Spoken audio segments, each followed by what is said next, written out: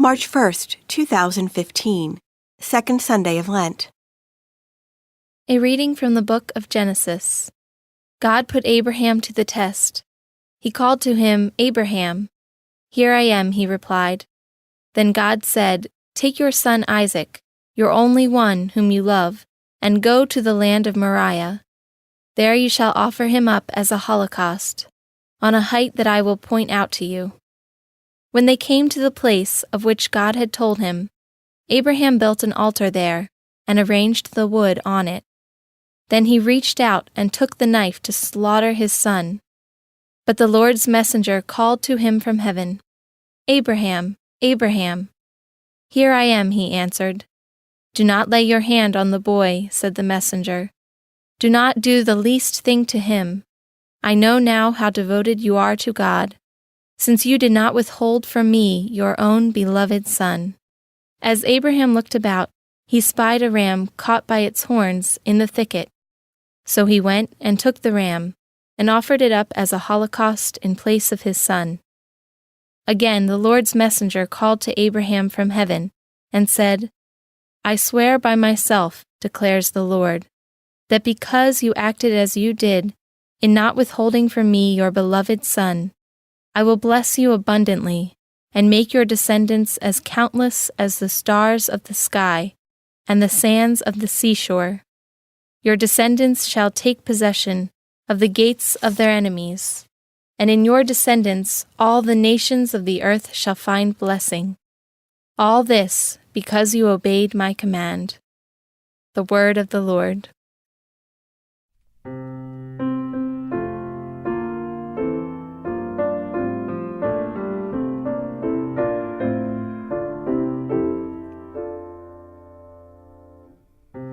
I will walk before the Lord in the land of the living.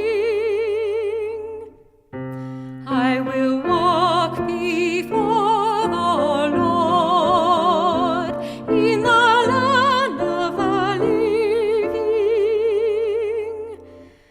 I believed even when I said, I am greatly afflicted. Precious in the eyes of the Lord is the death of his faithful ones.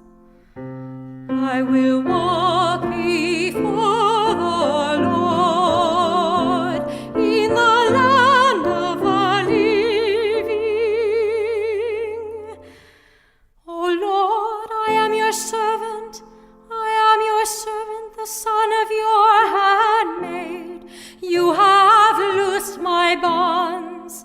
To you will I offer sacrifice of thanksgiving, and I will call upon the name of the Lord.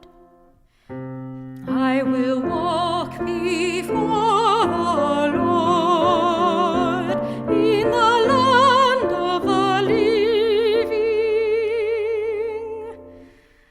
My vows to the Lord I will pay in the presence of all his people, in the courts of the house of the Lord, in your midst, O Jerusalem.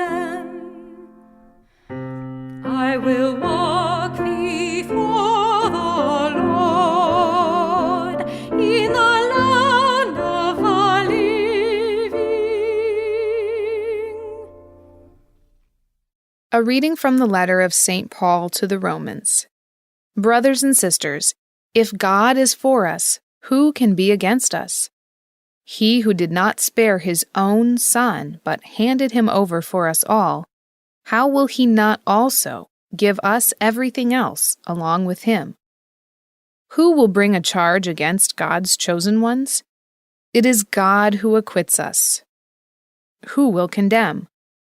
Christ Jesus it is who died, or rather was raised, who also is at the right hand of God, who indeed intercedes for us. The word of the Lord. A reading from the Holy Gospel according to Mark. Jesus took Peter, James, and John, and led them up a high mountain apart by themselves. And he was transfigured before them, and his clothes became dazzling white. such as no fuller on earth could bleach them. Then Elijah appeared to them along with Moses, and they were conversing with Jesus.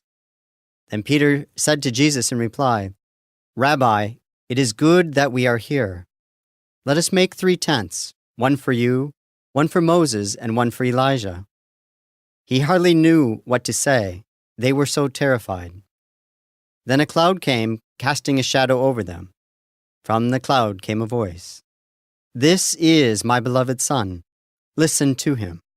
Suddenly, looking around, they no longer saw anyone but Jesus alone with them. As they were coming down from the mountain, he charged them not to relate what they had seen to anyone, except when the Son of Man had risen from the dead. So they kept the matter to themselves, questioning what rising from the dead meant. The Gospel of the Lord.